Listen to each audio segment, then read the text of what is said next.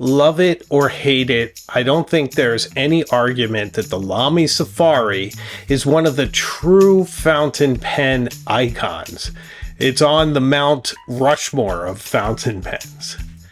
But have you ever been curious about who designed it, the development process, or where the name Safari came from? We're going to look at all of this right now. And we're going to take a really close look at the Lamy All-Star Safari in Aquatic and Fiery. Two absolutely lovely pens. These were given to the channel by Joost Appelbaum at Appelbaum Pens. So thank you very much, Joost, my friend. I appreciate the support at the channel.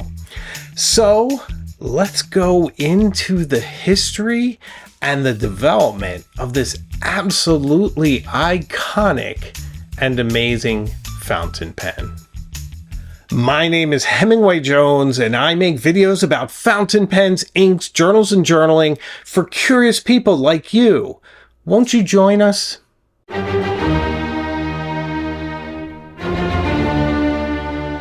It was way back in 1980 at the Frankfurt Fair that the Lamy Safari was unveiled to the world. This followed 5 years of testing and development to refine it into its current form. It is amazing that this humble pen, often considered a student pen with its straight, clean lines, its utilitarian look, would go on to become one of the most popular fountain pen in the world. This beautiful, overgrown piece of Lego. It's absolutely amazing when you think about it.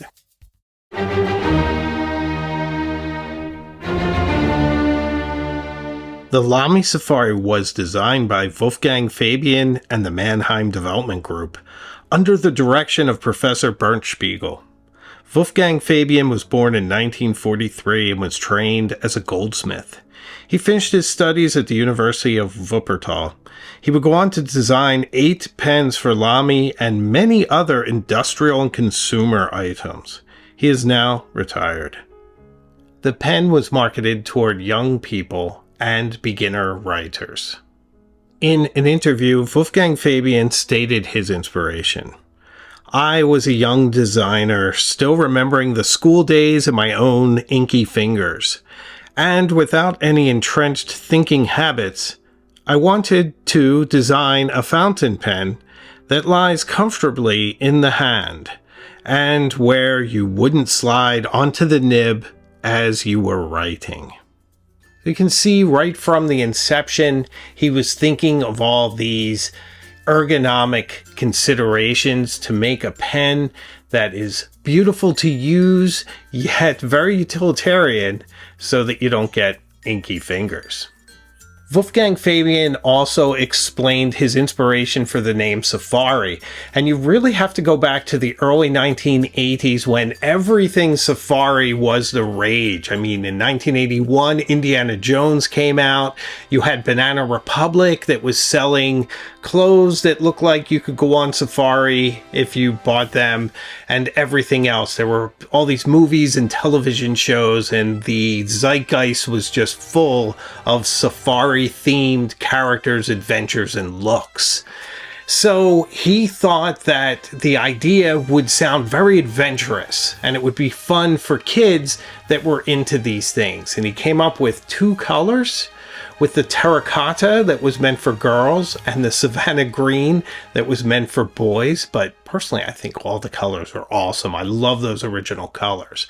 But so the original idea for the Lamy Safari was just marketing to make it more exciting and to fit in with the tone of the times. Mr. Fabian credits much of the pen's success to its marketing and releasing a new pen color each year, always keeping it fresh, and this is something they still continue to do. As much as you've all heard me bemoaning the ergonomic grip and wishing there was a cylindrical grip version, it just wouldn't be a Lamy Safari without it. This truly makes it an integrated part of that pen. It's raison d'etre. Without that ergonomic grip, it would be some other pen. Without that triangular grip, the pen's sleek hull would terminate into an inartful tube, much like the piling of children's building blocks. You could do it, but then you'd have to name it something else. Maybe the Lamy Expedition. I will say that ergonomic grip is truly one of the features that makes this pen an icon. It's been there from the beginning, it's there now, it's not going anywhere.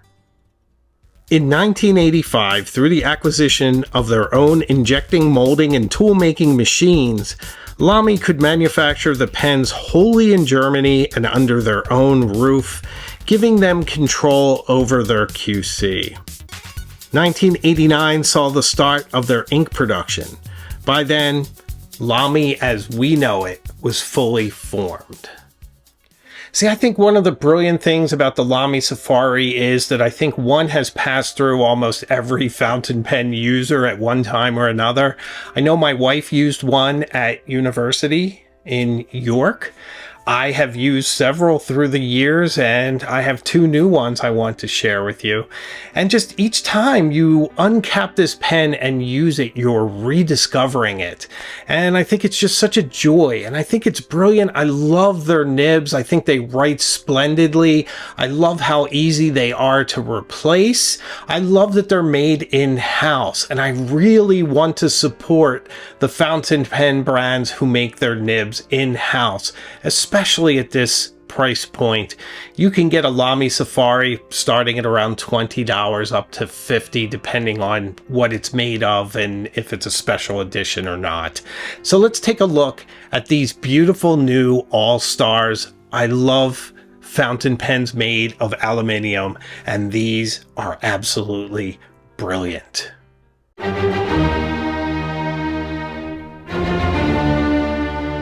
Here we are in the library studio, and we have these beautiful boxes for the Lamy All-Star fountain pens.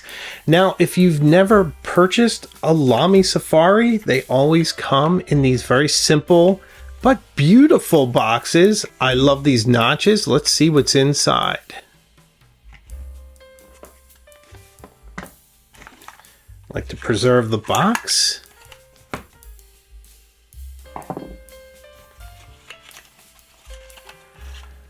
Oh, look at that. So this is our beautiful fiery red All-Star Lamy Safari. So when you get one of these, they are beautifully designed to have this fun spacer here. So you simply unscrew your pen and take out the spacer. Then as you screw your pen in, it's going to force that cartridge inside into the feed. So we should be able to hear that. Yeah, that was it right there. So now it'll probably take a few moments for the capillary action to set up the nib, and it'll be ready to write. Now let me comment here on just how beautiful that black nib is. I love a glossy black steel nib. Actually beautiful. And this grip, fantastic, being translucent and fiery red, and this beautiful matte shiny body. Very light. This pen is only 18 grams overall, so the pen itself I believe is somewhere in the 10 gram category. So very, very light pen, perfect for everyday use. Let's take a look at the other one the same way.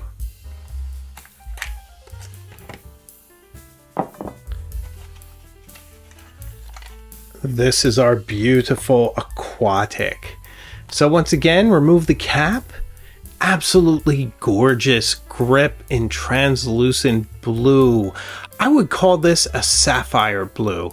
We once again have that gorgeous black glossy nib.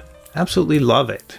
Now with this one, looks like they gave us blue ink, which is very nice. We're going to take the spacer off. and we're going to screw it in. We should hear it. There it goes. I don't know if the mic picked it up, but there was an audible click where it was pierced, and the capillary action is beginning to flow into the nib. Should take a few moments and we'll be ready to write.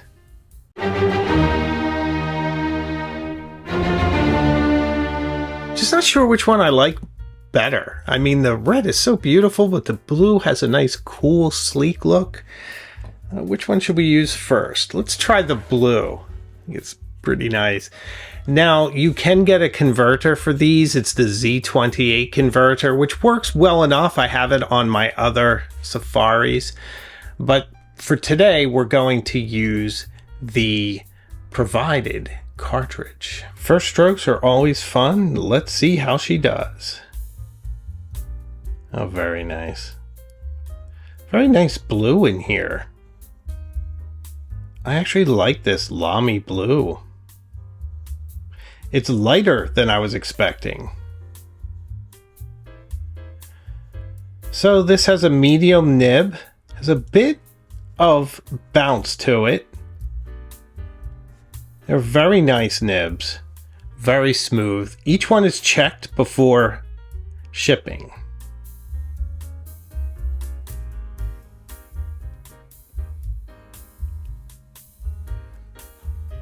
Very nice pen.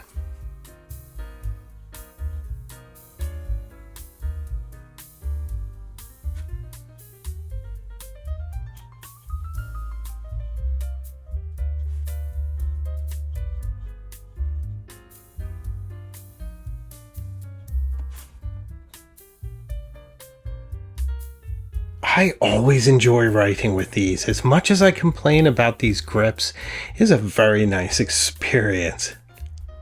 Very nice indeed. Okay, let's take a look at this fiery red aluminum fountain pen from Lamy Safari. Boy, this is a beautiful pen. I think the camera loves the red. I do rather wish it had some red ink in there though, don't you? Let's see how she writes. Identical to the other. Maybe that's no surprise, but it's certainly reassuring. This is also a medium. I would say it's on the more narrow side, but very smooth, very nice.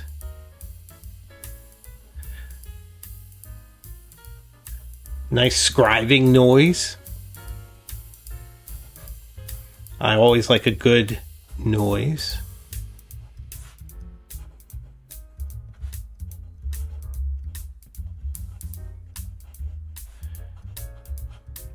Very smooth, right out of the box. It's only a few moments in. Didn't take long at all for the nib to be ready to write. I like that quite a bit.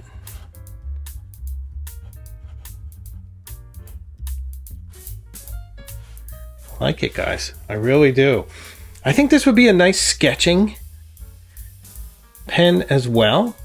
It's great for details. It's very light and very tough to carry around. So certainly would be great if you wanted to bust out some doodles or a nice sketch of your surroundings sometime. So I would definitely rank it for artists as well. Not just for those of us who journal and journal like me in very strange and interesting places, but also for those who create beauty in different ways. You can create beauty by drawing a picture. I'm not sure how much beauty I am creating here, but it is fun. I always feel strangely calm when I draw. So for me, the benefit of drawing is actually twofold, especially when I do it in my videos. Even if I'm just busting out a simple face like this. One is, you really get an idea of the ink flow.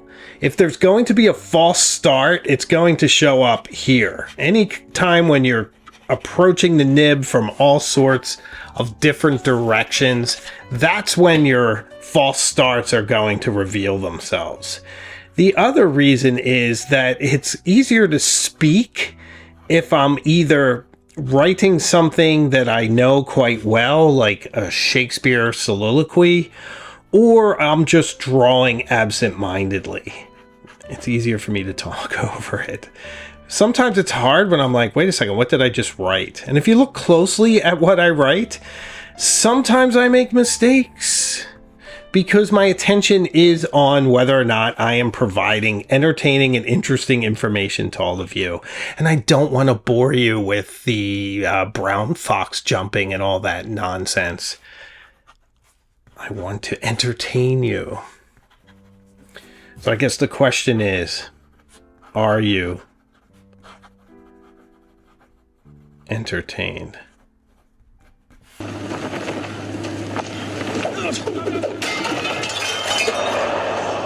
Are you not entertained?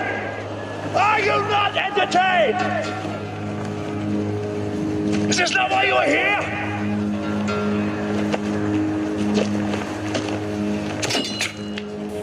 Maximus wants to know.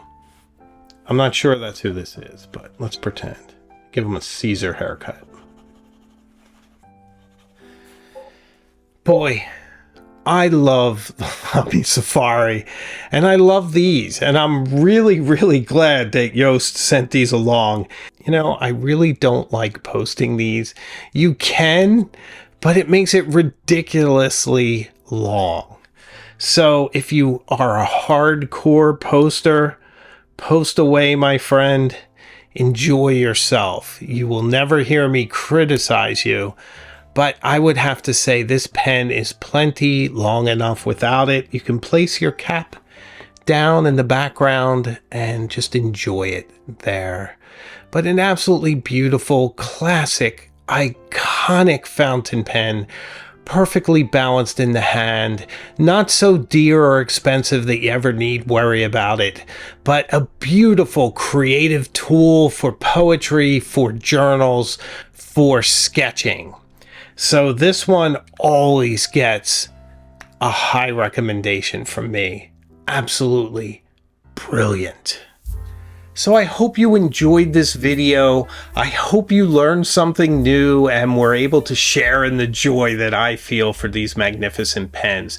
Do you love them? Do you hate them? Do you have some comment? Let me know. I'd love to hear from you. Also, if you would, please share this video with someone else that you think would enjoy this content. I'd love to have more people on this journey with us.